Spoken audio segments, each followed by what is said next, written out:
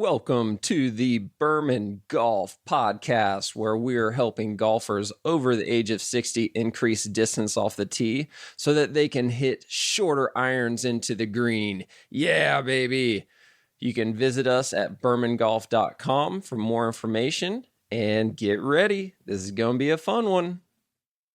And we're back, baby, with the Long Balls Golf Podcast. Dr. Jake Berman here, the originator and founder of the Berman Method of Golf Performance, where we help golfers move better so they can hit the ball further and strike the ball more consistently and play more frequently without aches and pains. The way we do that is we get your body moving more efficiently. It should be no surprise to most of you, or if not all of you listening, that as you age, your body moves differently, not just in the golf swing, just in life. You used to be able to, in your 30s, 40s, and even into your 50s, you used to be able to hop underneath the sink and do something real quick without even thinking about it. Once you get into your 60s and your 70s, usually it's a little more methodical and thought out. How am I going to get down on the ground? How am I going to get underneath the sink? Am I even going to do it, period? Or am I just going to call a plumber and have them do it? So it's no different with the golf swing. And here's the most important thing to remember, that because your body changes, your swing also has to change. And the biggest thing that I wanted to talk about today is speed. I mean, it never, ever goes away, meaning that the longer I'm in this game of golf performance, the more frequently I hear people talking about speed. If I could just gain more speed, I'd gain more distance. And it's just related to distance, right? It's never ever related to consistent ball striking or the ability to play more frequently. It's about distance. If I could gain more speed, I could gain more distance. And I wanted to give you some clear examples on why it's true at certain points in your life, and then it's absolutely false in other points in your life. The first thing that we must understand is the difference between swings as you get older, specifically efficient swings as you get older. So the vast majority, I'm not even going to say the vast majority, let's go ahead and say 99% of amateur golfers use a momentum-based swing from their 20s, 30s, 40s, and on. They're using momentum, and the way we can tell that it's momentum-based swing is very, very simple. It's actually very, very easy too. Shouldn't take you more than 5 minutes to figure out if you have a momentum-based swing or if you have a power-based swing. This is probably the most important thing for you to figure out to see, is the Berman method appropriate for you? This is something that won't cost you any money at all. Just do this on your own, and this will give you the keys right here to say, yep, this is right for me, or nope, this is not right for me. So the first thing that you do is you set your phone up directly across the ball from you, so facing you, face on. So the ball is in between you and your camera, and press play, video yourself on slow motion, and hit the golf ball. Then go back and watch that video and pause the video right at the transition from the backswing to the downswing. Take a screenshot right there. So that's your position right there. That's the position. That is the top of your backswing right there in real time. I'm going to get to how we're tying this all together to speed here in a minute. Then the next thing I want you to do is have somebody take a picture. If you don't have somebody to take a picture of you, just put it on video again and go from your address position and go to the top of your backswing and just hold it there statically. Just hold it there for 2, 3, 4, 5 seconds and just hold it there statically. Then go back and watch that video and take a screenshot of that position that you're in at the top of the backswing statically. Then the next thing that you do is you compare the two screenshots. If your screenshot of your dynamic swing, the one that was taken in real time, if that one doesn't match almost identically to your position of you holding it statically and holding it there for 3 or 4 or 5 seconds, meaning that your dynamic swing is further back in the golf swing than you can hold it statically, then you 100% are using a momentum-based swing. There's no other way to get around it.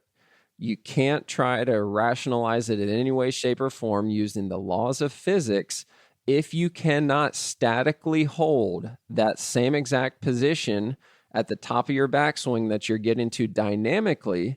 That means that you don't have the correct muscles and or flexibility to do it efficiently. That means that you're going past your range of efficiency into a new range of inefficiency because it gives you the feeling of a bigger backswing. It gives you the feeling that you're going to be able to generate more club head speed. The problem is it's not controlled. You're not controlling that increased range of motion. When you don't control that increased range of motion, you're not using muscles to do it. So you're just simply relying on momentum. Momentum is reliant completely on your flexibility. The more flexible you are, the more momentum you can generate. It's the same thing with a club shaft. There's a reason why the driver club shaft is usually not metal, right? Because you want it to be whippier. Because the more flexible the shaft is, the more momentum that you can generate with it, and then you can get that release down at the golf ball. Now, don't hold me to that. I'm not a club fitter by any means, way, shape, or form. I'm just trying to give you examples that might resonate with you. There's a reason why the driver and woods could be the only clubs in the bag with graphite shafts compared to your irons that have metal shafts. I mean, it's just something to think about, right? I know these are big generalities. So you've got to have flexibility if you're going to rely on momentum. Now, here's the coming back full circle part. As you get older, you lose flexibility. If you're not losing flexibility as you're getting into your 60s, 70s, and 80s, compared to when you were in your 20s, 30s, and 40s, then you probably don't need to listen to this podcast. Then you probably don't need to be focusing on the Berman method, because this is really for people that are losing their ability to perform the golf swing as efficiently as they did in their 30s, 40s, and even 50s. So here's where it's important. Here's where speed is important. When you're relying on a momentum-based swing, then speed is crucial. The more speed you have, definitely the farther the ball is going to go. It's simple. It is science. It is physics. The more speed you have, the farther the ball will go with a momentum-based swing. Simple laws of physics. You can look up the equation for momentum and you can see that the faster you swing, the farther the ball is going to go. It's a simple law of physics, right? Not going to argue with that. The problem is, as we get older, we don't swing faster. And we're fixated on swinging faster when it is not the lowest hanging fruit on the tree. You're not going to get a whole lot of juice from that squeeze when you're focusing on generating more speed when you're in your 60s, 70s, and 80s versus when you focus on generating more power. Here's another explicit example. When I work with golfers who are in their 30s, 40s, and 50s, it's not uncommon that we gain 10 miles an hour of club head speed. It's not uncommon at all. because they have the flexibility and the ability to generate that much more speed because their body moves way more efficiently than somebody in their 60s, 70s, and 80s. So now, out of all the clients that I've worked with over the years that are in their 60s, 70s, and 80s, the average gain in club head speed is less than 5. So we're talking at 5 miles an hour. So we're talking about less than 50% gain on speed. However, we're gaining on average 20 yards off the tee. We're gaining on average 10 yards with irons. So the only way that that is physically possible is if you're adding more power to the equation. Because again, we're going based off of laws of physics, not what the Golf Channel's saying, not what the PGA website's saying, not what all the false golf prophets on YouTube are saying. I'm not talking about all that. I'm talking about laws of physics, not some technical things that work for some people and not for the majority. This is a law, meaning that it works 100% of the time. When you increase power and you don't increase speed at all, the only option on planet Earth is for the ball to go farther. So when I come back to what I was saying 2 minutes ago, the lowest hanging fruit on the tree for aging golfers is to forget about speed. Like, just forget about it. Don't even think about speed. Focus 100% of your attention on power. The more power you can generate, the farther the ball will go. Now, here's the best part about power is the slower you go, the farther the ball will go. This has been my saying since day one. The slower you go into your backswing, the farther the ball will go. And the reason why this is happening is because the slower you go into your backswing, the more muscles you will keep activated, specifically during the transition from the backswing to the downswing. Because if you go super, super slow, momentum cannot take you past your body's physical ability to control the range, because you're firing muscles to get back there slowly. This is everything right here. This is the golden goose right here. This is the keys to the kingdom for you guys trying to gain distance. The slower you go into the backswing, painfully slow into the backswing, the farther the ball will go, because you will be using more muscles to deliver the club head to the golf ball. You've got to have the right combination of power and speed to get distance. When we're focusing all of our attention on speed, we completely forget about power and we just get frustrated. We start topping the ball, slicing the ball, duck hooking the ball, spending thousands and thousands on brand new drivers from the PGA Superstore. None of this stuff works because we're focusing on the wrong problem. Focus on power and speed will naturally increase. I've seen this time and time again in the office here, where we're focusing 100% of our efforts on power and speed just naturally goes up. So it's just a natural byproduct of using the right muscles at the right time. Now, this is something that you can get away with when you're in your 20s, 30s, and 40s, because your body moves differently.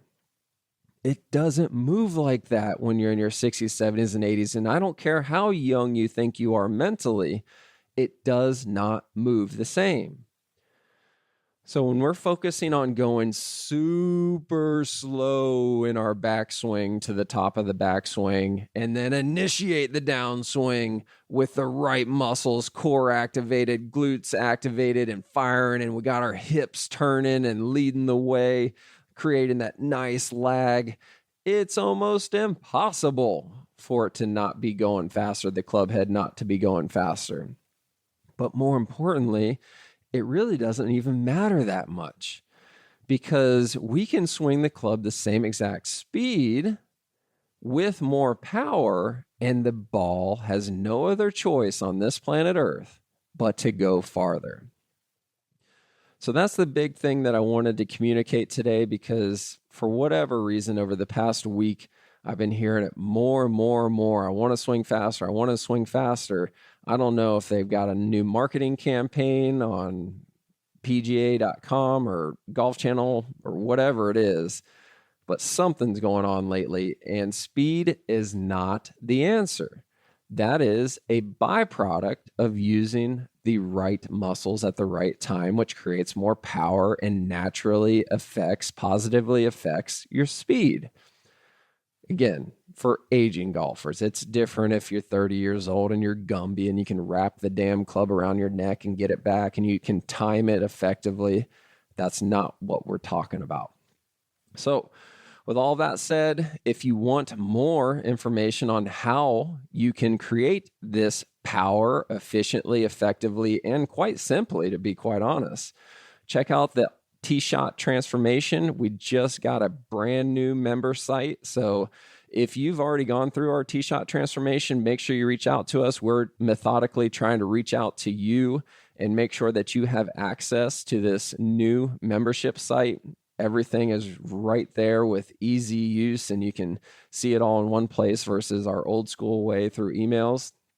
So we're trying to reach out to you. It's no charge for you if you're already taken it, and we're just putting you into the new membership site. However, if you haven't taken the T-Shot Transformation, do it now. I mean, what are you waiting for? It's so simple and effective, and it's only, I think, $297 right now. I mean, it's a no-brainer. Sign up for it, take it. You get access to all the videos for the lifetime that you have access to the membership site, and it's just a no-brainer. Make sure you like and subscribe to this. Share this episode with your buddy that is just so fixated on the speed trainer, the speed sticks, and generating more speed. And it's like, Bob, you're 70 years old. What are you trying to do? Gain 1 more mile-an-hour clubhead speed? It's not realistic that you're going to gain 10. Why don't we focus on generating more power and see what happens from there? Thank you, everybody, for listening, and I hope you have a great rest of your day. Thank you very much for tuning in this week. For more information, please go to BermanGolf.com. That's B as in boy, ERMAN, BermanGolf.com, and check out a ton of stuff that we have there.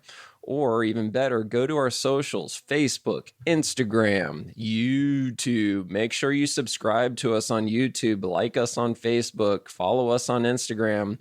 We're even on TikTok. Check us out everywhere. We've got tons of content going out every week.